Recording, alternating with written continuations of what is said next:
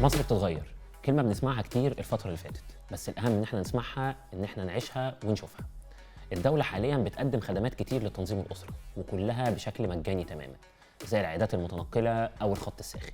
يعني حالياً بقى عندنا مصدر موثوق وآمن لأي استشارات طبية. أنا محمد الخولي، طبيب نفسي، وعلشان نعرف نجيب لكم الخدمات اللي بتقدمها الدولة ونتكلم فيها بشكل واضح، كان لازم يبقى معانا حد من البيت اللي بيشرف على تقديم الخدمات دي، هو وزارة الصحة والسكان. وعشان كده معانا دكتورة دعاء محمد علي، رئيس الإدارة المركزية لخدمات ووسائل تنظيم الأسرة. منورانا دكتورة والله في أسرة بودكاست. شكرا دكتور محمد، اهلا بيك. دكتورة، احنا عارفين ان القطاع والدولة الفترة اللي فاتت اشتغلت بشكل كبير على توفير خدمات تنظيم الأسرة بصورة سهلة ومتاحة. احنا عايزين الأول نبدأ مع حضرتك بالعيادات المتنقلة. ايه الخدمة بتاعت العيادات المتنقلة دي؟ تمام، خليني الاول اعرف ايه هي العياده المتنقله. كويس جدا. هي عياده صحيه فيها كل التجهيزات الطبيه المطلوبه، فيها طبيبه وطبيبه طبيب. آه. تمام، أكد على طبيب. طبيبه متخصصه او مدربه على اعلى مستوى، فيها ممرضه كذلك مدربه، وفيها رائده ريفيه عشان التوعيه الصحيه. العياده دي هي فكرتها انها ممكن تتنقل متنقله، ان هي عياده زي الاسعاف ممكن ننقلها. الفكره انها بتقدم الخدمه للاماكن المحرومه من الخدمه، والاماكن اللي فيها كثافه سكانيه عاليه، والمناطق النائيه جدا. فالخطه بتتحط على حسب الاحتياج بتاع الاماكن، وبتبقى دايما ليها خطه الى حد ما ثابته، ولكنها مرنه نقدر نغيرها. بنحاول نثبت المواعيد الى حد ما علشان خاطر الجمهور يبقى عارف ان انا مثلا يوم السبت العياده هتيجي في القريه بتاعتي في المكان الفلاني، فاقدر اخد الخدمه. دايما بنحطها في اماكن سهله الوصول اليها. وزاره الصحه عندها حوالي 582 عياده متنقله متوزعه على كل محافظات الجمهوريه. كل الادارات الصحيه وكل المراكز الاداريه فيها عيادات متنقله. كويس جدا. طيب احنا عايزين ناخد برضو الحته بتاعت الاقبال، يعني قد ايه في اقبال على العياده، وممكن نعرف برضو من حضراتكم انتوا بتعملوا ايه علشان تشجعوا الناس اكتر انها تيجي للعيادات. ده سؤال مهم. الحقيقه هو في اقبال كبير قوي على العيادات المتنقله زي ما ذكرت، انها بتروح المناطق المحرومه من الخدمه، وبالتالي بيبقوا منتظرين زياره العياده المتنقله جدا جدا. بيسبق الزياره دي زيارات الرائدات الريفيات للأسر عشان تعرفهم بميعاد العيادة، وبالتالي بتبقى العيادة متجهز لها للزيارة بتاعتها. الناس بيبقوا عارفين الميعاد وجايين ومستنيينها، وبالتالي الإقبال بيبقى عالي. العيادة المتنقلة ليها أكتر من نظام عمل. في الزيارات اليومية العادي الجدول الطبيعي بتاعها بتطلع كل عيادة لوحدها، لكن في القوافل والحملات بتبقى اكتر من عياده رايحين يخدموا القريه دي. مش بس تنظيم اسره يعني. مش بس تنظيم اسره، ممكن تبقى في عياده لتنظيم الاسره، عياده للاطفال، عياده للبطنه، عياده للاسنان، عشان نخدم الاسره كلها، وبالتالي بيبقى الاقبال اكتر على خدمات العياده المتنقله. ممتاز. بس في اقبال كبير على خدمه العياده المتنقله جدا جدا جدا. وفي حاجه كمان، انا بعتبر ان العيادات المتنقله دي ليها هدف نبيل وسامي. حتى لو رحت انا قريه بعيده جدا، وبالذات في المحافظات الحدوديه اللي هي بتبقى القرى والبيوت بتبقى مهمشه شويه في الخدمات وكمان بعيده عن بعضها. يعني انا ممكن اروح قريه تعدادها قليل جدا، بس الناس دول في حاجه للخدمه. فاهم. وبالتالي حتى لو رجعت بان انا خدمت اسرتين ثلاثه لوحدها، دي هنا ليها معامل قيمه الكثافه كبيره. السكانيه ما بيبقاش معيار بالزبط. على قد معامل الخدمه للمحرومين شويه. بالظبط كده. ممتاز قوي بصراحه، فعلا هدف نبيل وسامي حقيقي جدا. طب يا دكتوره، الخط الساخن بقى. الخط الساخن الحقيقه عندنا رقمين ممكن نتواصل عليهم. خط ارضي هو 0800 38 0800. في كمان ربطنا مع الخط الساخن بتاع مشروع القومي لتنميه الاسره المصريه، وده 19 55 9، وده من الموبايل تقدر تتصل بيه من الرقم المحمول، وبرده مجاني سواء ارضي او تليفوني، الاثنين مجاني. كويس جدا. اللي بيرد على المكالمات هم اطباء مدربين على اعلى مستوى للتعامل مع التساؤلات وكيفيه الرد عليها، اطباء من وزاره الصحه في قطاع السكان وتنظيم الاسره، هم نفسهم اللي بيردوا على الاسئله. ممتاز. مواعيد العمل من 9 صباحا ل 5 مساء طوال ايام الاسبوع، ما عدا العطلات الرسميه والجمعه والسبت. لو احنا اتصلنا بعد مواعيد العمل ممكن قوي اسيب الرساله بتاعتي، وتاني يوم الطبيب المتخصص هيرد عليا، وكذلك في الاجازات الرسميه. طيب يا دكتوره، احنا دلوقتي عندنا ممكن نقول ان الخدمتين دول شويه خدمتين متنوعين، واضافوا للخدمات اللي بتقدم لتنظيم الاسره بجانب الوحدات الصحيه. على ارض الواقع بقى، قد ايه انتوا حاسين بتغيير في الخدمه من ناحيه الاقبال؟ هل في تطور ولا لا؟ والله سؤالك جاي في وقته واسعدني. كويس. لانه احنا بنقيس مؤشراتنا، مؤشرات الخدمه ووصولنا للجمهور من خلال المساحه السكانيه. طبعا. اخر مسح سكاني صحي اتعمل في مصر كان 2014، وبعدين اتاخرنا شويه نتيجه بقى الكوفيد دخل وكده الكورونا، فتاخرنا شويه، فالمسح اتعمل 2021 والنتائج بتاعته لسه منشوره من حوالي شهر. معدل استخدام الوسائل في المسح بتاع 2014 كان 58.5%. تمام. في 2021 اصبحنا 66.4%. في فرق كبير طبعا. كمان معدل الانجاب، معدل الانجاب في 2014 كان 3.5 مولود لكل اسره. في 2021 2.85 طفل لكل اسره. انخفاض شديد طبعا. على فكره الارقام دي يعني تبدو للجمهور انها قليله قوي، ولكن لا، هي بتعني كتير. لانه قد كده الجمهور والمواطن المصري بقى عنده وعي باهميه تنظيم الاسره، وانه يسال بنفسه ويطلب الخدمه دي.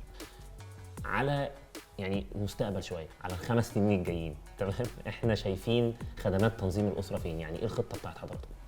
طيب خليني اقول لحضرتك، احنا حاطين الحقيقه خطط لمده 5 سنين، وفي خطط كمان اطول من كده استراتيجيه اكتر. لكن لو قلنا الخطه الخمسيه، احنا حاطين المؤشرين اللي انا اتكلمت عليهم، حاطين لهم مستهدفات. يعني عايزين نوصل بمعدل استخدام وسائل تنظيم الاسره انه يوصل ل 75%، وان معدل الانجاب ينخفض ل 2.1%. عظيم. نأمل إن شاء الله بكل الجهود اللي معمولة دي والوعي اللي الحقيقة بقى فيه المواطن وبيزيد، نوصل للمؤشرات دي إن شاء الله. دي خطة خمسية. دي الخطة الخمسية. أنا عايز برضه يا دكتور في حتة بتاعت الخطة دي شوية، يعني هل في خطة حضراتكم إن تزيد خدمات بشكل معين، نوع خدمات يتطور؟ الحقيقة لا، هي الدولة وزارة الصحة يعني ممثلة في وزارة الصحة هي معنية طبعا بالمحور الخدمي، ولكن الحقيقه وزاره الصحه كمان بتشتغل على محور تاني، يعني المحور الخدمي وكمان محور التوعوي وزياده الوعي الصحي للمواطنين. بالنسبه للمحور الخدمي، يمكن حضرتك ذكرنا الوحدات الصحيه، واحنا عندنا حوالي 5400 وحده صحيه ومستشفيات، كل واحده من دول فيهم عياده لتنظيم الاسره، بالاضافه للعيادات المتنقله اللي ذكرناها 582 عياده. كل الخدمه بالمناسبه بالمجان في كل الوحدات والمستشفيات والعيادات المتنقله.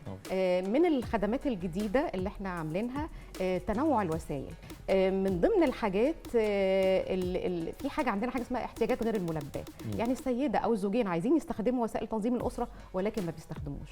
من ضمن اسباب عدم استخدامهم ان ممكن تكون ما فيش وسيله مناسبين بالنسبه حالتي الصحيه او الاجتماعيه. الحقيقه دخلنا وسائل جديده، 4 انواع من الوسائل علشان تلبي احتياجات الجمهور المختلفه، الاحتياجات الصحيه للجمهور المختلفه، منها مثلا اللولب الهرموني، ودي وسيله اول مره تدخل كافيتيريا الوسائل في مصر الحقيقه على المستوى الحكومي.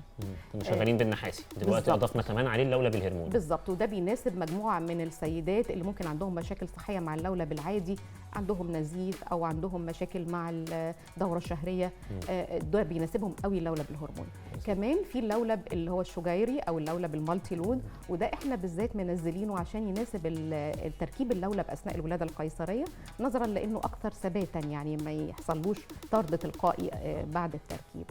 كمان الحبوب موجوده عندنا بانواعها، ولكن نزلنا الحبوب اللي هي بنسميها الاجيال الحديثه جدا، يعني الحبوب المركبه نزلنا الجيل الرابع وده احدث نوع، احدث جيل، والحبوب الاحاديه نزلنا الجيل الثالث وده احدث جيل فيها برضه. بالنسبه للخدمه دخلنا نشاط جديد جدا، وهو برنامج خدمات تنظيم الأسرة بعد الولادة وحدوث الإجهاض بعد الولادة مباشرة، وده الحقيقة بيقلل الفجوة اللي ممكن تحصل والحمل الغير مخطط ليه اللي بيحصل دايما بعد الولادة. فالحقيقة البرنامج بتاع تقديم خدمات تنظيم الأسرة بعد الولادة مباشرة بيوفر للسيدة فرص هايلة ممكن بعد كده تبقى في صعوبة أنها تتلقاها. من البرامج التانية برنامج الطبيب الزاير. الطبيب الزاير هي فكرته ان طبيبه اخصائيه نساء من المستشفيات بتروح تقدم الخدمه في الوحدات الصحيه. فنظام الطبيب الزاير الحقيقه احنا طبقناه ووصلنا بيه لحوالي 1,000,000 سيده. بتطبق في محافظات معينه ولا بتطبق عامه؟ كل المحافظات. بتطبق عامه كل المحافظات. تمام جدا. كمان من البرامج الجديده اللي احنا طبقناها وبدانا فيها، وهي حمله طرق الابواب. اول مره تسمع طرق الابواب لتنظيم الاسره. بنسمعه كتير قوي لحملات شلل تطعيمات. الاطفال، مش كده؟ تطعيمات، مظبوط. بنروح من باب لباب عشان نطعم. اول مره وزاره الصحه بتطبق البرنامج ده او الحمله دي في تنظيم الاسره، عشان نوصل بالخدمه وبالوسائل من باب لباب، من باب لباب. بيسبق طبعا الزيارات دي اللي هو الزيارات من خلال الرائدات الريفيات، بيعرفوا الجمهور وبيبداوا ياخدوا زي مسح او حصر سكاني مين السيدات اللي محتاجين فعلا للخدمه عشان نزورهم ونقدم لهم الخدمه. كمان في شريحه من الجمهور مهمه قوي قوي قوي، وهي فئه الشباب، واحنا بنهتم بيهم جدا، والمقبلين على الزواج، لان هم دول اللي هيبداوا يكونوا الاسر، فمحتاجين ندخل لهم بالتوعيه الصحيه واهميه تنظيم الاسره ومردوده على صحه الام والطفل. فعملنا صفحه على الفيسبوك اسمها حقك تعرفي، بتنزل معلومات عن تنظيم الاسره وعن الوسائل وعن اهميتها، وبنرد على التساؤلات برضو اللي بتجيلنا. فدي من ضمن التدخلات اللي احنا بنعملها. كمان على مستوى الاذاعه والتلفزيون لينا برامج، كل شهر رمضان لينا برنامج اذاعي عن تنظيم الاسره، وفي برنامجين الحقيقه بنعد لهم دلوقتي، برنامج ديني وبرنامج اجتماعي عن تنظيم الاسره. وان شاء الله عندنا يعني خطه ان احنا نعمل دراما تلفزيونيه في شهر رمضان اللي جاي ان شاء الله، هتبقى دراما على مستوى عالي ان شاء الله. امل يا رب انها نلحق تعدوها في رمضان ده ونبثها باذن الله في رمضان. زائد طبعا التوعيه من باب لباب او بشكل اتصال مباشر من خلال الرائدات الريفيات اللي هم اعدادهم 14,000 رائده على مستوى مصر. وعندنا كمان مسؤولي الاعلام، دول ناس متخصصين في تنظيم الاسره في كل المحافظات، بيقوموا بعمل الندوات والتوعيه كمان للرجال بشكل يعني متخصص شويه. تمام. شكرا جدا يا دكتوره ضحى، شكرا حقيقي بجد جدا. خدمات تنظيم الاسره متاحه والدوله بتدعمها بشكل كبير وبتقدمها كلها بصوره مجانيه وفيها تنوع كبير، وبتوصل في كل الاماكن. مش عليك غير ان انت تقبل على الخدمه. شجعوا بعض ان انتوا تقبلوا على الخدمه وروحوا واسمعوا المشوره، ما تاخدش اي حاجه غير لما تسمع المشوره الاول. خدمات كلها بالمجان سواء مقبلين على الزواج او حتى وانتوا حاليا متزوجين. مفيش مشكله ابدا ان انتوا تحاولوا تجربوا الوسائل المختلفه او انا اسف طرق الخدمات المختلفه لتنظيم الاسره. وشكرا جدا لكم.